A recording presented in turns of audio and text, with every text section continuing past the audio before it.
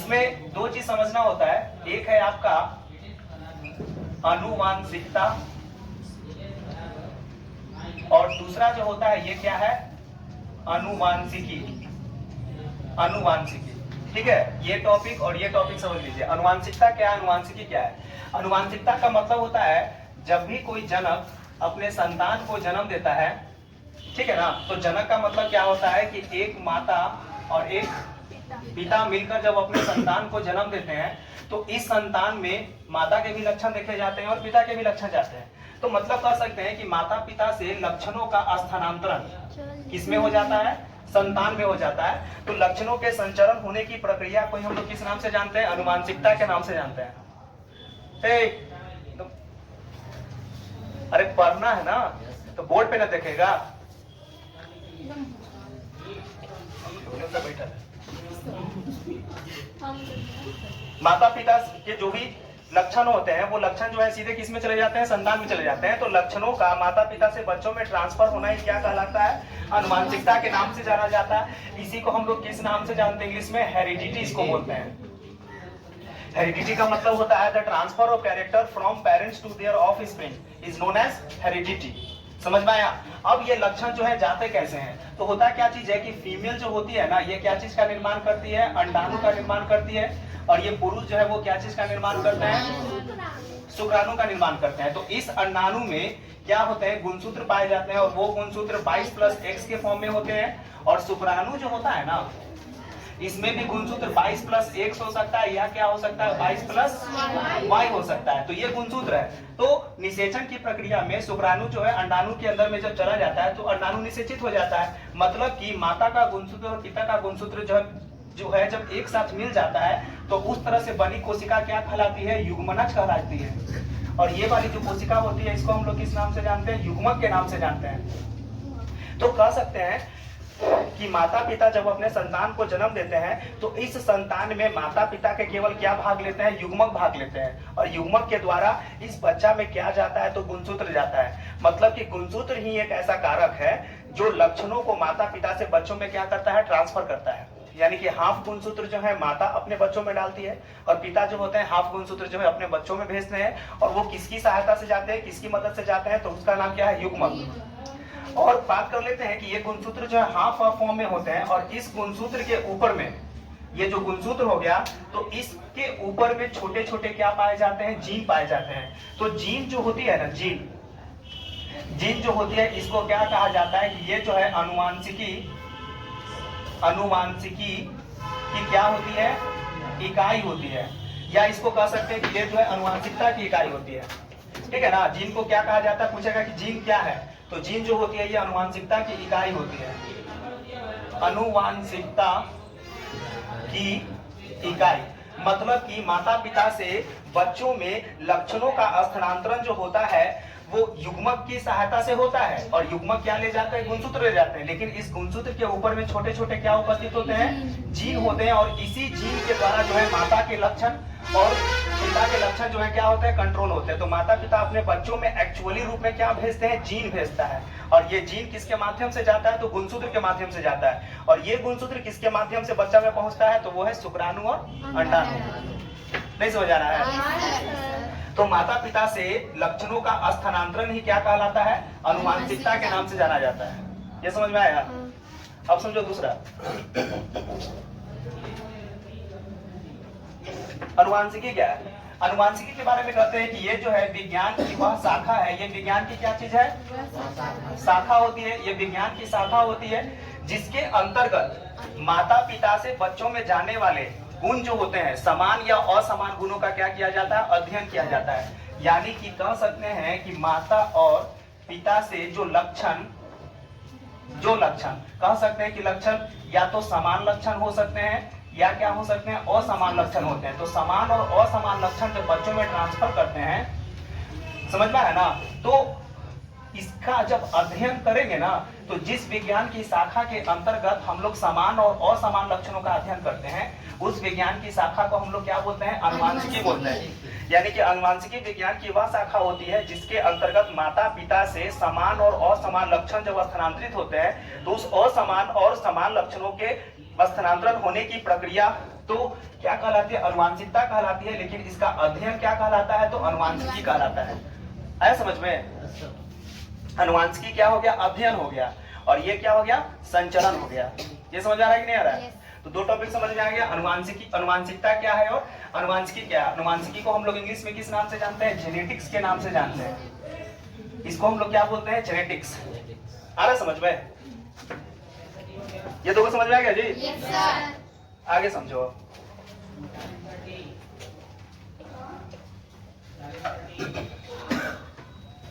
देखो समझो, अब बात करते हैं कि अनुवांशिकता का जो अध्ययन था वो सबसे पहले किसने किया था? तो उसका नाम था मेंडल। यानी कि मेंडल नाम का एक वैज्ञानिक था। मेंडल कैसा था? इस तरह का वैज्ञानिक था। आ रहा समझ में? मान लो कि ये मेंडल है, ये मान लो मेंडल है। मेंडल का आंख हो गया, कान हो गया, और ये हो गया पीछे का टीक हो गया। समझ आया ना? तो ये मेंडल है। तो हम लोग जिस चैप्टर के बारे में पढ़ रहे हैं ना, वो फुल्ली रूप से जो है ना मेंडल पर बेस्ड है। मेंडल के द्वारा ही ये चीज बनाया गया था। तो कहा जाता है कि अनुवांशिकता या अनुवांशिकी का जनक कौन है? तो उसका नाम क्या है? मेंडल। तो थोड़ा सा मेंडल के बारे में चर्चा कर लीजिए कि मेंडल था कौन, कैसे आया था, कब जन्म लिया था। समझ आ रहा है कि नहीं आ रहा है? तो हम लोग मेंडल के बारे में देखेंगे। मेंडल, देखिए मेंडल का जन्म जो है ना हुआ, मेंडल का जन्म जो है सन 22 जुलाई 1822 ईस्वी में, या कहीं कहीं क्या लिखता है? 20 जुलाई भी लिखता है। 20 जुलाई 1822 ईस्वी में मेंडल का जन्म हुआ था। आ रहा समझ में ना? मेंडल का जन्म सन 20 जुलाई या 22 जुलाई 1822 ईस्वी में हुआ था। ये कहां पे जन्म लिए थे? तो ये जन्म लिए थे ऑस्ट्रिया के हंगोरियन साम्राज्य में पैदा हुए थे। ऑस्ट्रिया के हंगोरियन, याद कर लीजिएगा इसको, हंगोरियन साम्राज्य, ऑस्ट्रिया के हंगोरियन साम्राज्य में कब जन्म लिए थे? तो ये 20 जुलाई सन 1822 ईस्वी में जन्म लिए थे। समझ आ रहा है कि नहीं आ रहा है? और ये हंगोरियन साम्राज्य के किस गांव में पैदा हुए थे? तो उस गांव का नाम था, गांव का नाम लिखवाए हैं, क्या लिखवाए थे? सिलिया, सिलेसियन गांव था वो। सिलेसियन गांव था ना? सिलेसियन गांव में ये जन्म लिए थे। इसको जो है ना हेजेनडॉर्फ भी कहते हैं। हेजेनडॉर्फ भी कहीं कहीं लिखता है। समझ में आया ना? सिलेसियन गांव या कह सकते हैं हेजेनडॉर्फ नामक गांव में ये क्या हुए थे? पैदा हुए थे। कौन हुए थे? तो उसका नाम था मेंडल। तो मेंडल का जन्म जो है सन 22 जुलाई 1822 ईस्वी में ऑस्ट्रिया के हंगोरियन साम्राज्य के किस गांव में वो पैदा हुए थे? तो हेजेनडॉर्फ नामक गांव में ये पैदा हुए थे। या किस स्थान कह सकते हैं? तो ये कौन सा स्थान इसको कह सकते हैं? तो उस स्थान का नाम क्या था? सिलेसियन स्थान था उसका नाम। ये समझ में आया ना? मेंडल का पूरा नाम क्या था? मेंडल तो अधूरा नाम है। मेंडल का पूरा नाम था ग्रेगर जॉन मेंडल, या इसी को एक और नाम से कह सकते हैं ग्रेगर जोहान।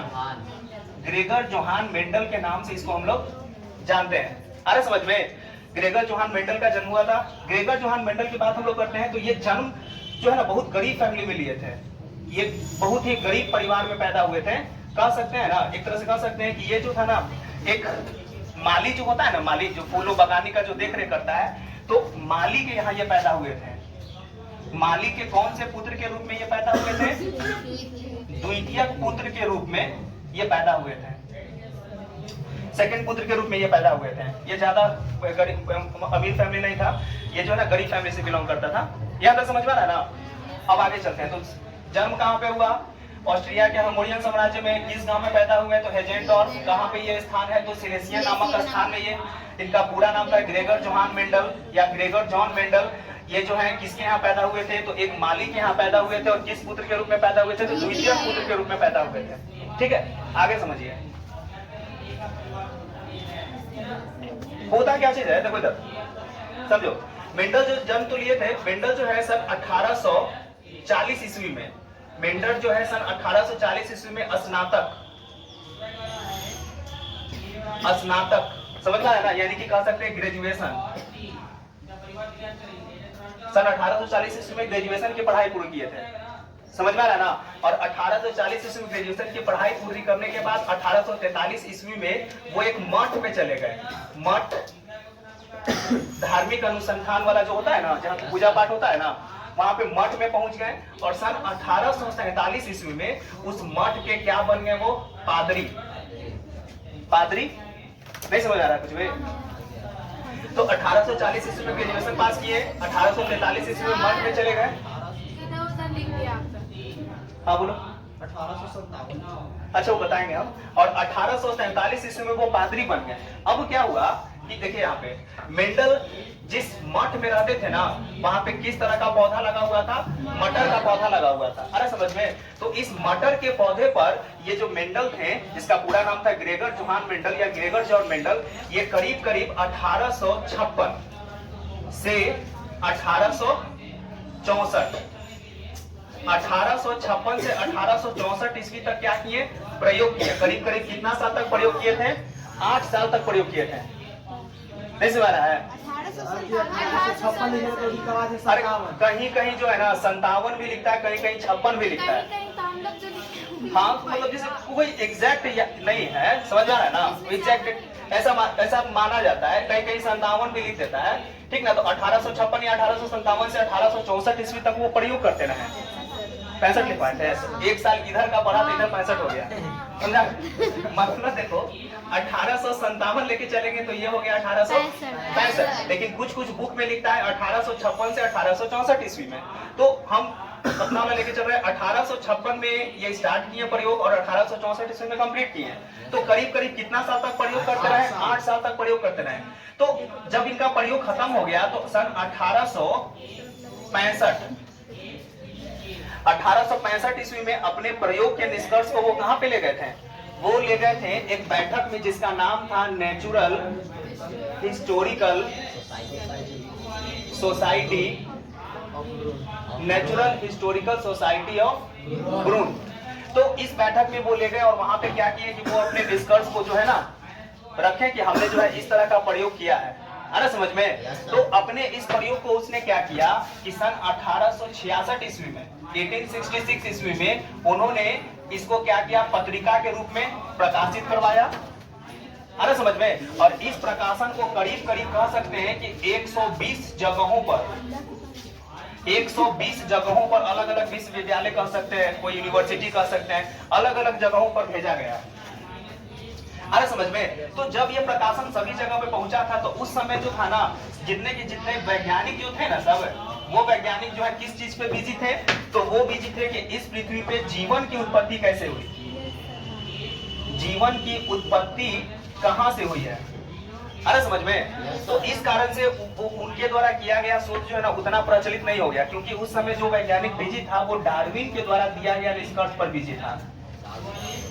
डार्विन ने विकासवाद के बारे में बताया था, उस पर बिजी था, तो उस समय उनको उतना ज्यादा वैल्यू नहीं मिला। और अंत में जाकर इस डार्विन की मृत्यु कब हो गई थी? तो वो हुआ था मेंडल की मृत्यु कब हो गई थी? सन 6 जनवरी 1884 ईस्वी को क्या हो गए, मर गए। इनके मरने के करीब करीब 34 साल के बाद, समझ में आया ना?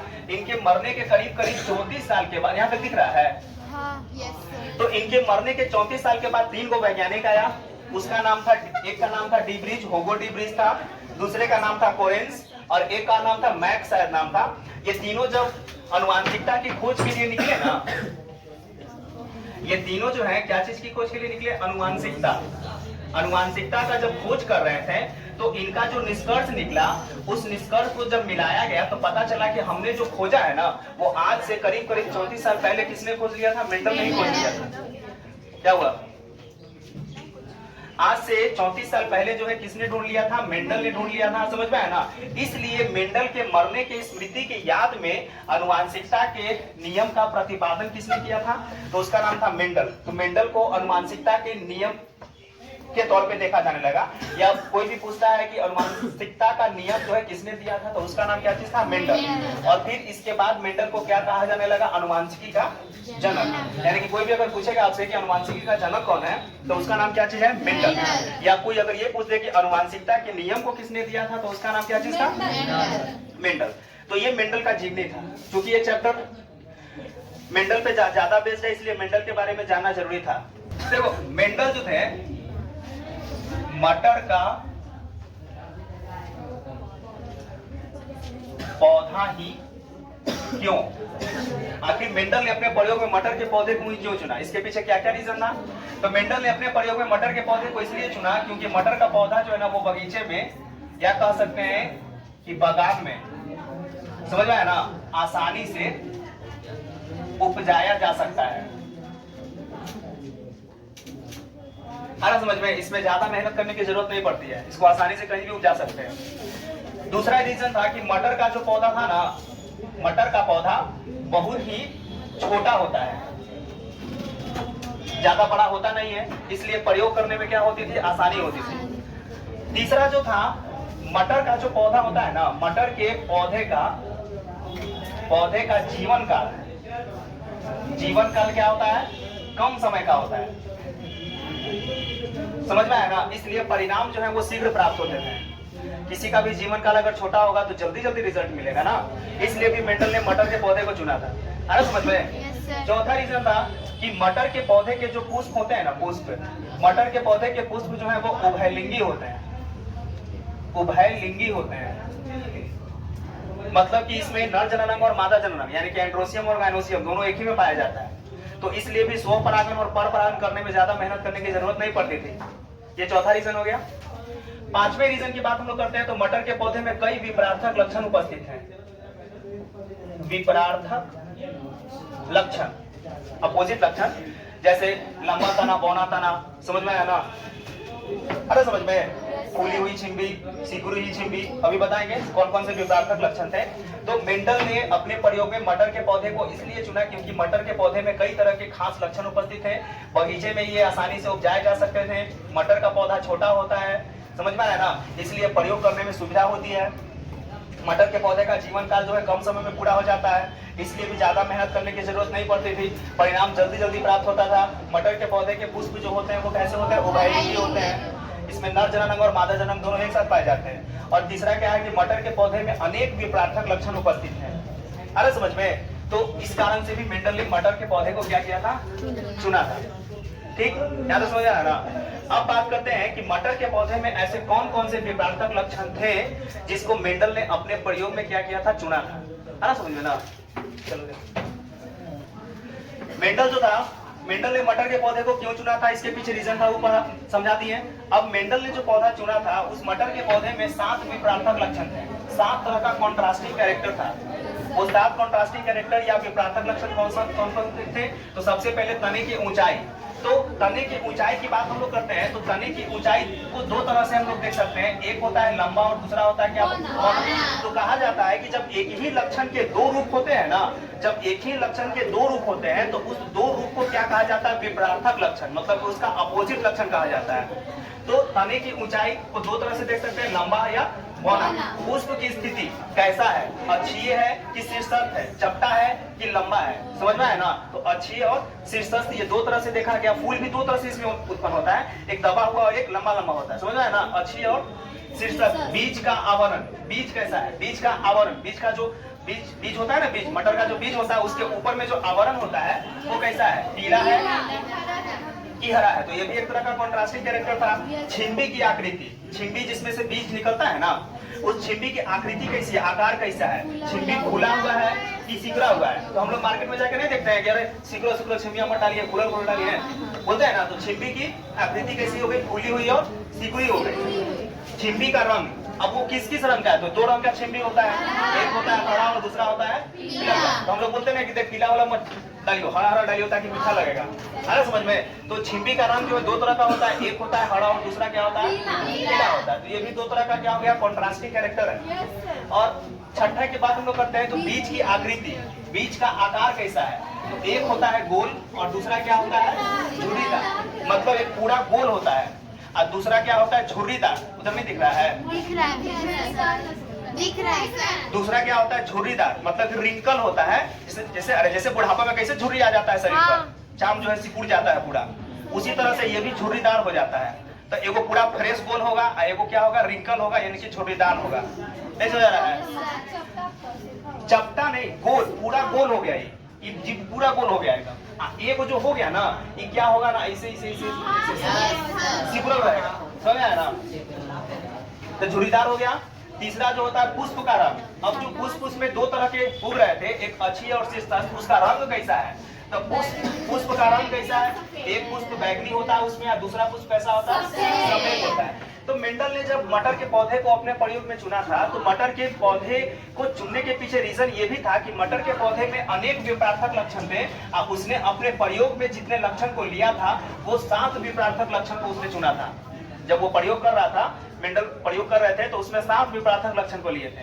एक चीज आपको बता देते हैं कि मटर का जो पौधा था ना, हुआ मटर का पौधा, इस मटर के पौधे का जो वैज्ञानिक नाम था, या कह सकते हैं कि वनस्पतिक नाम इसको बोलते हैं, बॉटेनिकल नेम इसको हम लोग बोल सकते हैं, वनस्पतिक नाम बोलेंगे इसको, वनस्पतिक नाम इसको बोलेंगे बॉटेनिकल नेम।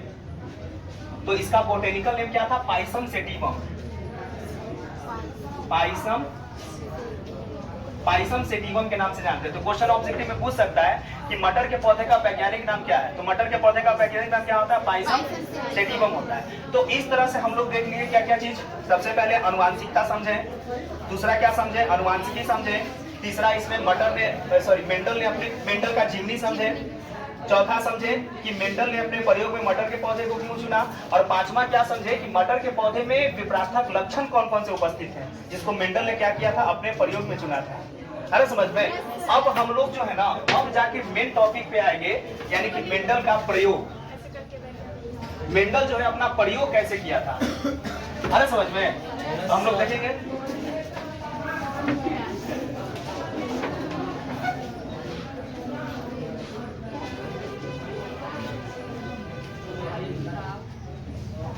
देखो अब हम लोग क्या देखेंगे, देखो इधर इमैस्कुलेशन एक शब्द आता है इसमें, इमैस्कुलेशन, या इसको बोलते हैं विपुंसन। विपुंसन के नाम से जानते हैं, विपुंसन क्या है? इमैस्कुलेशन या विपुंसन। तो ये जो होता है क्या होता है, जैसे मान लीजिए कि ये पुष्प है, अरे समझ में, और ये मान लीजिए कि पुष्प की पंखुड़ी है ऐसे, और इस पुष्प के यहाँ पे ये जो पोर्शन है, ये वाला, इसमें दो चीज देखने को मिलेगा। ये वाला जो पूरा पोर्शन होता है, ये जयांग कहलाता है, फीमेल पोर्शन होता है, मादा जननांग इसको बोलते हैं। और ये वाला जो पोर्शन होता है, ये पुंकेसर होता है, इसको हम लोग नर जननांग बोलते हैं। तो ये वाला जो पोर्शन होता है ना, इसको हम लोग बोलते हैं परागकोश, इसको हम लोग परागकोश बोलते हैं। अरे समझ में, इसको परागकोश बोलेंगे। ये वाला जो पोर्शन होता है ना, इसको हम लोग बोलते हैं वर्तिका, इसको हम लोग बोलते हैं वर्तिकाग्र बोलेंगे, इसको वर्तिकाग्र बोलेंगे, वर्तिकाग्र स्टिग्मा। और यहाँ से जो ट्यूब नीचे जाता है ना ऐसे, ये वाला जो होता है ना, इसको बोलते हैं वर्तिका, स्टाइल उसको बोलते हैं, स्टाइल बोलते हैं उसको, वर्तिका बोलते हैं। तो होता क्या चीज है? इमैस्कुलेशन क्या है? इमैस्कुलेशन एक ऐसी प्रक्रिया होती है जिसमें पुष्प के परागकोश में क्या बनते हैं? परागकण। इसमें क्या बनते हैं? परागकण।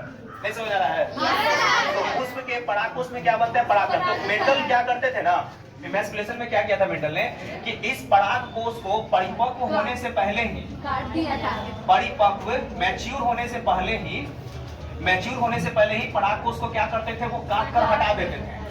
अरे समझ में? और इसके बाद इसके वर्तिकाग्र को वो क्या करते थे? कागज से या कपड़े से क्या करते थे? ढक देते थे, ताकि किसी दूसरे पुष्प का परागकण जो है इस पे आके न गिर जाए। अरे समझ में? इसके बाद वो क्या करते थे कि दूसरे पौधे के पुष्प, दूसरे पौधे का जो पुष्प होता था ना, ऐसे यहाँ दिख रहा है जी, दूसरे पौधे के पुष्प के जो परागकोश थे, ये क्या है? परागकोश, परागकोश में है ना, और इस परागकोश में क्या बनता है? परागकण। तो इस परागकण को कृत्रिम तरीके से ले जाकर इसके ऊपर में इसको हटा देते थे, और हटाकर कृत्रिम तरीके से क्या करते थे? छिड़कते थे। अरे समझ में? इसके बाद इसमें निषेचन की प्रक्रिया होती थी। जो बीज बनते थे, उस बीज को क्या करते थे? वो मिट्टी में उपजाते थे, और फिर जाकर वो क्या करते थे? रिजल्ट देखते थे। अरे समझ में? तो कहा जाता है कि इमैस्कुलेशन एक ऐसी प्रक्रिया होती है जिसमें परागकोश को परिपक्वता से पहले ही काट कर क्या कर दिया जाता है? हटा दिया जाता है, ताकि स्व परागण की प्रक्रिया को क्या किया जा सके? रोका जा सके। तो ये जो शब्द है, ये बड़ा भयानक शब्द है, इमैस्कुलेशन, जिसका प्रयोग जो है हुआ था उनके प्रयोग में। नहीं समझ आ रहा है? आगे समझो।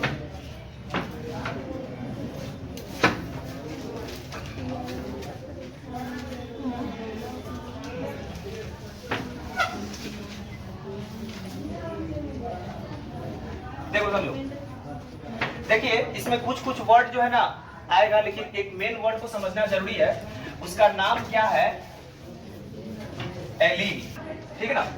मिस्टेक हो गया, एलील ही कहते हैं। तो मतलब कि जीनों के वैकल्पिक प्रकार को ही हम लोग क्या बोलते हैं? एलील बोलते हैं। या तो ये ऐसे हो सकते हैं एलील्स, या तो ये इस तरह से हो सकते हैं, या तो इस तरह से हो सकते हैं। तो किसी भी जीव में लक्षणों को निर्धारित करने वाले जीन जो होते हैं ना, वो हमेशा जोड़ा में पाया जाता है। मेरे शरीर में भी अगर जीन होगा ना, तो ये जीन क्या होगा? जोड़ा में होगा।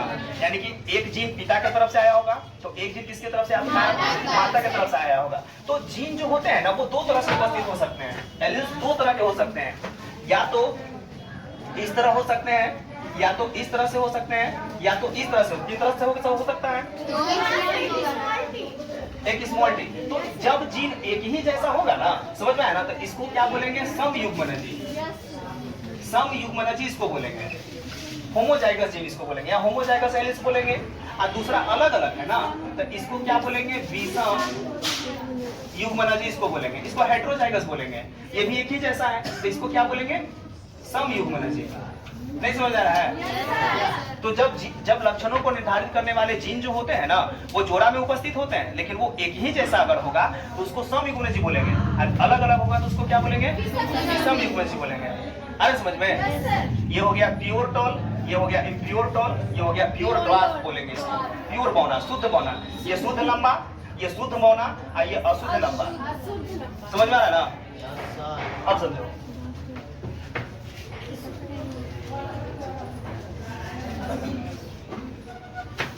अब यहां से क्या समझाएंगे? अब प्रयोग पे आते हैं। उसी प्रयोग को करने पर जो है ना, मेन चीज को समझाते जाएंगे हम।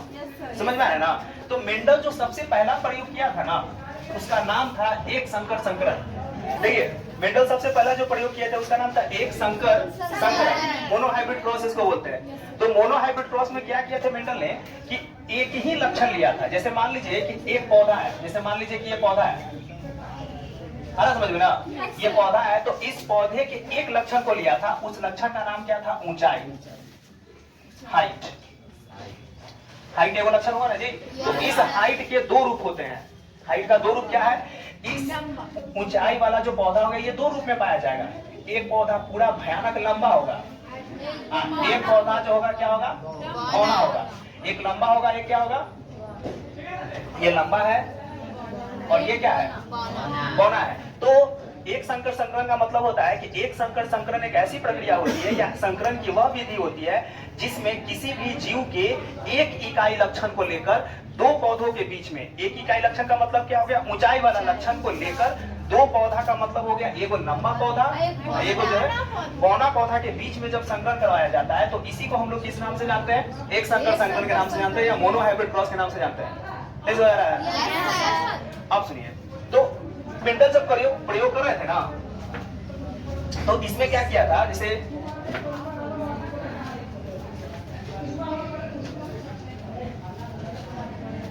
इसने एक पौधा कौन सा लिया था? एक पौधा लंबा था और दूसरा पौधा कौन सा था? बौना पौधा था। ये लंबा है और दूसरा कौन सा है? बौना पौधा है। यहाँ तक समझ में आ रहा है? कोई दिक्कत नहीं ना है? उसने क्या किया, मेंडल ने क्या किया था कि इस लंबे पौधे के जो पुष्प थे ना, जैसे मान लीजिए कि पुष्प है, ठीक ना? ये पुष्प है,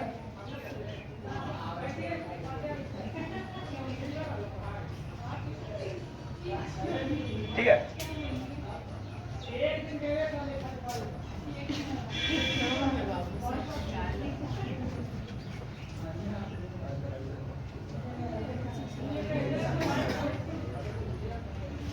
तो हुआ क्या चीज था कि मेंडल जी ने लंबे पौधे के पुष्प और बौने पौधे के पुष्प को क्रॉस कैसे करवाए थे? तो उसने क्या किया था कि इस पराग कोष को परिपक्वता से पहले ही क्या कर दिए थे? वो काट कर हटा दिए थे। तो काट कर हटाने की प्रक्रिया क्या कहलाती है? इमैस्कुलेशन। समझ में आ रहा ना? इसके बाद उन्होंने क्या किया कि इस बौने पौधे वाले पराग कोष, इसको क्या बोलते हैं? पराग कोष। पराग कोष, और इस पराग कोष में क्या बनता है? परागकण। तो इस परागकण को ले जाकर कृत्रिम तरीके से इसके ऊपर में क्या किए? छिड़काव किए। अरे समझ में? छिड़काव करने के बाद इसमें जो बीज बने, अब इस बीज को क्या किया? उन्होंने मिट्टी में बोया। तो मिट्टी में बोने पर उन्होंने क्या देखा कि जितने भी पौधे इनको प्राप्त हुए ना पहली पीढ़ी में, ये समझ में आ रहा है ना। तो पहली पीढ़ी में, अब सुनिए एक चीज याद कीजिए, ये दोनों क्या है, जनक है। तो जनक के द्वारा जब पहला संतान जन्म लेता है ना, तो उस पहले संतान को हम लोग क्या बोलते हैं, F1 पीढ़ी के नाम से जानते हैं, F1 जनरेशन बोलते हैं। F1 जैसा समझ में आ गया, फर्स्ट पीरियड जनरेशन इसको बोलते हैं, F1 जनरेशन। तो F1 जनरेशन में उसने क्या देखा कि सारे के सारे पौधे उसके कैसे हुए, लंबे हुए। तो उन्होंने सोचा कि हम तो बौना पौधा भी लिए थे, लंबा पौधा भी लिए, तो जब पहला संकरण करवाए थे तो मेरा बौना पौधा काहे नहीं आया, अभी बौना भी तो आना चाहिए था ना। तो अपने इस बौने पौधे को ढूंढने के लिए आपस में ही क्या करवा दिया, इन दोनों को क्रॉस करवा दिया। मतलब यहाँ से जो F1 पीढ़ी मिला ना, इस F1 पीढ़ी को ही आपस में क्या किया गया, संकरण करवाया गया। एक पौधा और ये दूसरा पौधा, मान लीजिए कि यहाँ से एक पौधा उठा लिए ये वाला, और यहाँ से दूसरा पौधा उठा लिए। अब इस पौधे के परागकण को इसके किस पर छिड़का गया, वर्ती कागज पर छिड़का गया, है ना समझ में। और फिर जाकर क्या बनाया गया, बीज, और इस बीज को क्या किया गया, मिट्टी में बोया गया। तो उसने क्या देखा कि तीन वो जो पौधा था ना, तीन वो जो पौधा था वो क्या चीज था, लंबा था, निकला। एक वो पौधा क्या चीज निकला, बौना निकला। तो यानी कि ये कौन सा जनरेशन मिला उनको, ये मिला F2 पीढ़ी। अरे समझ में, F1 के संकरण के बाद कौन सा पीढ़ी प्राप्त होता है, F2 पीढ़ी। तो इस F1 पीढ़ी में तीन पौधे लंबे मिले और एक पौधा बौना मिला। तो उसने सोचा कि लंबा पौधा और बौना के पौधा के बीच में जब आपस में संकरण करवाए थे, तो प्रथम पीढ़ी में भले हमको बौना पौधा नहीं मिला, इसका मतलब ये नहीं कि लक्षण मर गया था।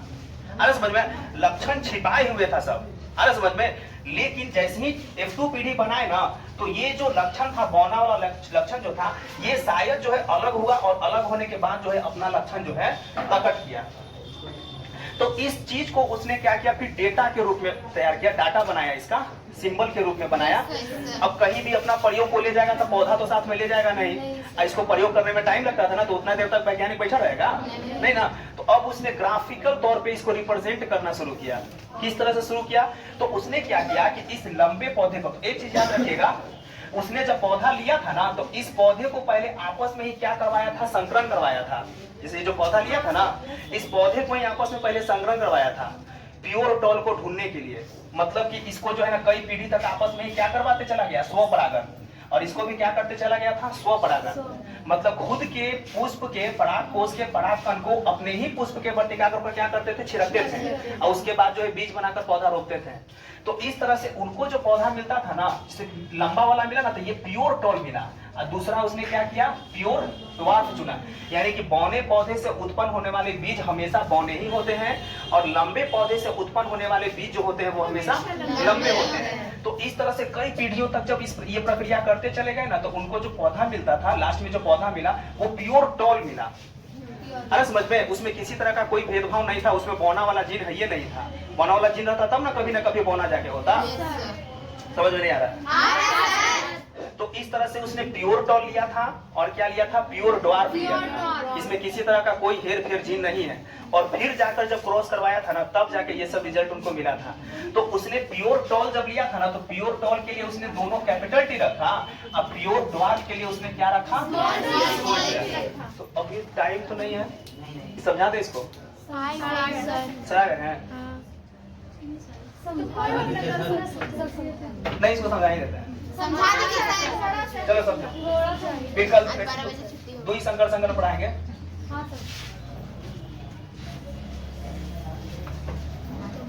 चाहे रहने दो, नहीं सर पढ़ाइए सर, 12 बजे छुट्टी होगा। चलो देखो समझो, ए देखो रे, मोनो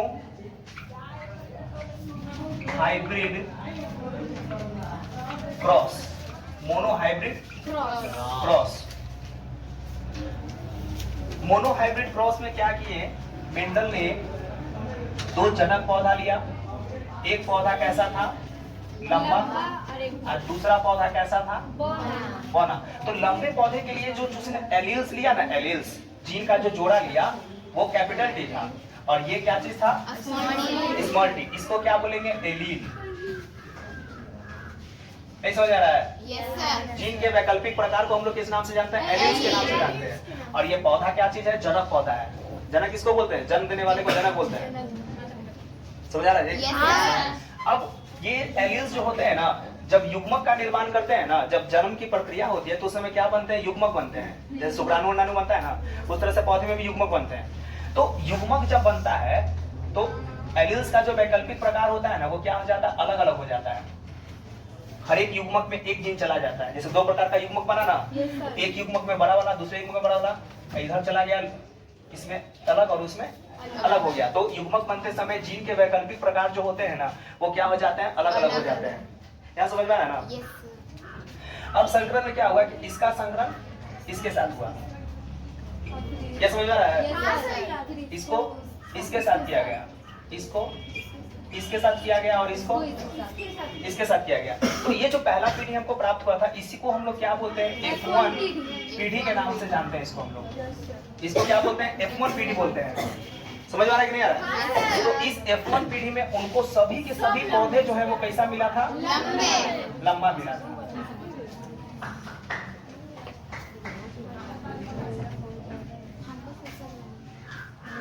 F1 पीढ़ी में सब पौधा कैसा मिला था? लंबा मिला था। समझ आ रहा है कि नहीं आ रहा? तो इस तरह से उसने जो है ना, ये जो है डेटा के रूप में ग्राफिकल रिप्रेजेंटेशन किया। तो लंबा पौधा को उसने capital T small T capital T small T capital T small T से डिनोट किया। अब उन्होंने सोचा कि मेरा जो है बौना वाला लक्षण जो है पहला पीढ़िया में काहे नहीं आया? पहला पीढ़ी में आना चाहिए था ना बौना वाला, क्योंकि बौना वाला भी था, लंबा वाला भी था।